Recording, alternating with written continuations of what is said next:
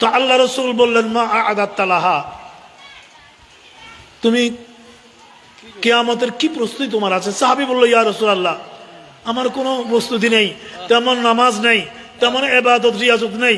তো তোমার কিয়ামতের প্রস্তুতি নেই, তুমি কিয়ামতের খবর কি জন্য নিলা ইয়া রাসূলুল্লাহ?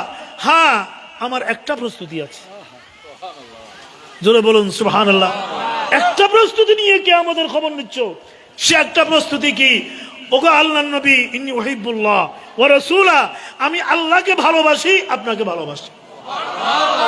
এই সাহাবী নামাজের দাবি করে নাই, রোজার দাবি করে নাই, রাত্রের তাহাজ্জুদের আমলের দাবি করে নাই। দাবি একটাই করেছে, ও নবী, আমি আপনাকে ভালোবাসি, আমার প্রাণ জুড়ে কলিজা ভরে আপনার মহব্বতের আগুন জ্বলছে, আমি আপনাকে ভালোবাসি। তাই তুমি আমাকে ভালোবাসো? এটা যদি সত্য হয়, শোনো, আন্তা মা মান আহাবাক্তা, তুমি আমাকে ভালোবাসো, আমার সাথেই থাকবা, তুমি আমার সাথেই। আমরা নবীর সাথে থাকতে চাই কিনা? হাত তুলে বলুন, থাকতে চাই কিনা?